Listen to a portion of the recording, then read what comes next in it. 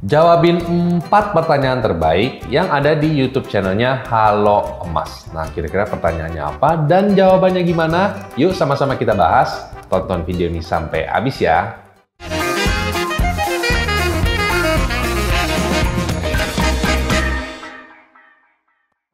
Halo semuanya, selamat datang di channel Halo Emas bersama saya Willy. Di video kali ini kita akan jawabin 4 pertanyaan terbaik yang ada di YouTube channelnya Halo Emas.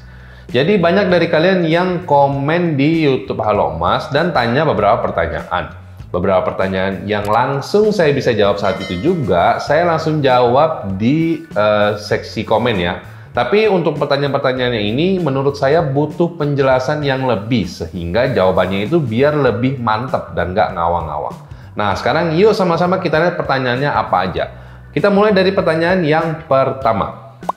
Ini pertanyaan dari Kak Sri Viola. Ini sebenarnya bukan pertanyaan sih, tapi pernyataannya. Tapi menurut saya ini harus saya bahas.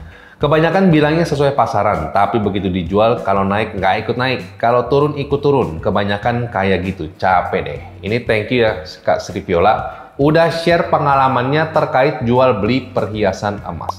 Nah, kalau misalnya kita ketemu yang toko emas seperti ini, itu ciri-cirinya adalah yang pertama potongan yang terlalu murah, terus juga yang kedua harganya itu nggak ditampilin di tokonya. Potongan yang terlalu murah itu berapa bang? Jadi kalau misalnya menurut saya pribadi sebagai pelaku usaha emas, menurut saya kalau misalnya untuk kadar yang 70 atau 75% itu masih bisa sesuai pasaran. Tapi potongannya itu bakal naik, mungkin di sekitar 12% atau mungkin di 15% untuk barang-barang yang biasa beredar di Indonesia ya. Jadi kalau misalnya ada toko emas yang mengaku sesuai pasaran, tapi potongannya murah banget, cuma 10.000, 15.000, 20.000 per gram, itu sudah pasti pasaran. Kalian paham ya? Pasaran. Kalau misalnya naik nggak dinaikin, tapi kalau turun diturunin. Jadi toko-toko yang seperti ini harus kita, ya kalau bisa sih kita jauhin. Kalau misalnya kita pengen untung dari pembelian perhiasan emas. Tapi kalau misalnya kita cuma buat sekedar gaya, terus yang penting potongan murah, model baru, ya memang jawabannya adalah toko-toko yang seperti ini gitu. Tapi kalau misalnya sekali lagi kita pengen untung dari pembelian perhiasan emas, kita harus jauhin toko-toko yang seperti ini. Nah, sekarang kita masuk ke pertanyaan yang kedua dari Kak Jamil Ahmad Sadi. Ada lagi satu lagi, saya beli cincin batu berat 5 gram. Saya bayar dengan harga 5 gram. Setelah sudah beberapa tahun mungkin ya, saya jual kembali, batunya tidak dihitung. Jadi emasnya aja 3,5, batunya enggak. Waktu saya beli itu hitungnya 5 gram, pas jual 3,5. Saya bingung, kok curang? Kenapa tidak dari awal dia ngomong? Terus ya udah kalau gitu saya copot batunya. Suatu saat saya punya duit, kan bisa saya ikat. Kata dia tidak bisa gitu dong, jelek dong hasilnya. Saya juga bilang kan batunya tidak berharga. Ini kan hak saya. Akhirnya dia tidak mau beli. Saya bingung siapa yang salah. Udah saya tidak percaya lagi belanja di situ. Oke, Kak Jamila, thank you pengalamannya. Jadi permasalahan dari Kak Jamila ini adalah beli cincin atau beli cincin emas seberat 5 gram. Nah, dari 5 gram ini yang emasnya itu cuma 3,5 gram aja. 1,5 gram ini batu. Ini perlu diingat ya, kalau misalnya kita beli perhiasan emas, khususnya yang ada batunya, itu biasanya batunya itu juga ikut ditimbang seharga emas. Sehingga kita mengeluarkan uang, batunya itu kita beli seharga emas juga. Nah, kalau misalnya si toko itu terima sesuai pasaran, otomatis mereka itu rugi. Itulah kenapa di kasusnya Kak Jamila ini, toko itu nggak mau membuyback full 5 gram. Dia maunya membuyback cuma 3,5 gram aja.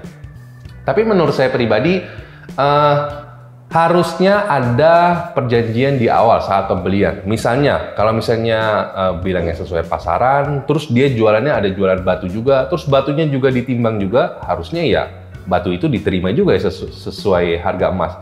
Tapi kalau misalnya di perjanjian di awal, mungkin toko itu bilang harganya sesuai pasaran, tapi khusus yang tanpa batu aja. Kalau misalnya yang ada batu, ya nanti bakal ada potongan tambahan, bla bla bla segala macam. Nah itu kan mungkin lebih clear ya, karena dijelasin di awal. Jadi kalau misalnya kita ketemu yang masalah seperti ini, solusinya adalah kalau misalnya mau beli perhiasan emas dalam alasan investasi, belilah perhiasan emas yang nggak ada matanya. Karena value-nya itu jauh lebih tinggi, full nilai emasnya dibandingkan dengan yang ada matanya. Jadi kalau misalnya mau untung, ingat beli perhiasan emas yang tanpa mata. Sekarang kita masuk ke pertanyaan yang ketiga dari Kak Dewi Sartika. Koko Willy, saya mau tanya, saya mampunya beli LM Antam 2 gram, 3 gram setengah. Apa nggak rugi ya nanti kalau jual lagi? Misal jual lagi jangka waktu 3 tahun atau kurang 5 tahun. Kan semakin kecil-kecil gramnya makin mahal bikinnya.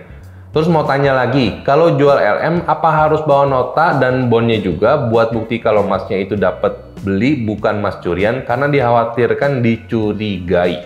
Nah, jadi yang seperti kita tahu kalau misalnya logam mulia itu potongannya atau spreadnya itu ditentuin sama gramasi. Artinya kalau misalnya kita beli logam mulia yang setengah gram terus dibandingin sama logam mulia yang 10 gram, itu spreadnya persennya akan lebih tinggi yang setengah gram. Jadi potongannya kalau semakin kecil logam mulia itu potongannya jadi lebih besar.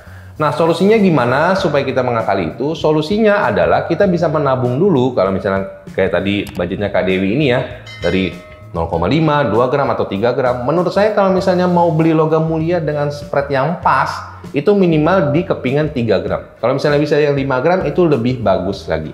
Terus juga kalau misalnya mau beli yang 3 gram atau 5 gram, belilah LM Antam yang kemasan lama atau yang kemasan retro. Sehingga spreadnya akan jadi lebih kecil dibandingkan dengan yang kemasan press. Jadi nggak masalah kalau misalnya memang budget kita cuma sekitar 3 gram atau 5 gram sekali beli. Tapi kalau misalnya cuma setengah gram, saya nggak saranin sih beli logam mulia setengah gram. Saya lebih saranin untuk kita nabung dulu. Berarti kalau setengah gram 1 bulan, untuk sampai ke 3 gram kurang lebih 6 bulan ya. Kita nabung 6 bulan, terus per 6 bulan kita beli logam mulia yang 3 gram. Ini akan jauh lebih menguntungkan, apalagi kita belinya langsung yang 3 gram. Sehingga spreadnya bisa akan jadi lebih kecil. Nah, terus pertanyaan yang kedua adalah, terus kalau mau jual LM apa harus bawa bondnya? Kalau misalnya sepenglihatan saya, ini tergantung sama toko tempat kita terima. Kalau misalnya mau jual langsung ke butik Antam, itu mereka nggak harus punya nota pembeliannya sih. Karena mereka juga lampirin KTP, terus juga ada tanda tangan materai. Jadi mungkin BUMN mungkin lebih aman kali. Tapi kalau misalnya toko emas yang biasa dari daerah-daerah, itu biasanya mungkin masih ada beberapa yang mengharuskan untuk punya nota pembeliannya. Jadi saran saya, kalau misalnya punya nota pembeliannya, nggak apa-apa dilampirin aja. Tapi yang harus diingat adalah kita harus tahu dulu berapa harga pasaran buyback logam mulia saat itu. Sehingga kita logam mulia Antam kita itu nggak di buyback berdasarkan suratnya. Mentang-mentang kita belinya murah, diterimanya murah juga. Jadi itu ya, nggak apa-apa ada suratnya dilampirin aja. Tapi yang penting kita tahu berapa harga buybacknya, sehingga kita bisa bargaining dan negosiasi ke tokonya. Nah, masuk ke pertanyaan yang terakhir, yang keempat dari Kak Yurika Alfa. Sorry ini melenceng dari pembahasan. Kalau di keadaan perang butuh duit dan harus jual emas, harus gimana ya Sementara kemungkinan besar toko-toko emas pasti pada tutup juga. Apa yang harus kita lakukan ya Ditunggu sarannya. Thank you Kak Yurika, ini pertanyaannya out of the box banget. Tapi kalau misalnya boleh saya jawab dari perspektif saya, bukan cuma emas saja yang menjadi nggak berharga kalau di saat-saat chaos atau saat-saat perang. Uang cash, terus juga uang di bank, ke deposito, itu juga menjadi nggak berharga karena kita nggak bisa pakai barang tersebut. Saya pernah nonton video pendek waktu tahun 98 di mana orang-orang yang menabung di bank itu pengen ngambil duitnya dari bank. Tapi nggak bisa karena bank itu kehabisan uang cash. Kalian bisa bayangin ya, padahal nasabah-nasabah itu punya uang di bank tersebut. Tapi nggak bisa ditarik. Ini menandakan bahwa emas juga seperti itu. Karena kita nggak bisa makan emas. Walaupun kita punya emas banyak, harta emas kita mungkin bisa sampai 100 gram atau 200 gram gitu ya. Tapi emas itu nggak bisa kita makan. Emas itu harus dijual dulu dan dibelikan bahan makanan atau bahan kebutuhan kita hidup supaya bisa atau punya value tersendiri untuk hidup kita. Nah, solusinya gimana kalau misalnya kita ketemu masalah ini? Kalau boleh saya pribadi saranin, kita harus bagi instrumen investasi kita sebelum terjadi perang seperti ini. Jadi kalau misalnya kita punya aset emas semua, ya emasnya nggak usah terlalu banyak, dibagi juga ke ada dana darurat seperti uang cash, terus juga mungkin ada deposito atau properti yang lain, supaya kalau misalnya terjadi apa-apa, ya seenggaknya kita masih punya uang cash lah ya, yang bisa kita bawa untuk menunjang hidup kita dalam keadaan darurat. Nah, jadi gimana guys? Setelah kalian nonton video ini, apakah menurut kalian pertanyaan-pertanyaan ini sudah mewakili dari pertanyaan kalian? Atau mungkin kalian ada kebingungan dan pengen nanya juga ke saya? Boleh coba share di kolom komentar.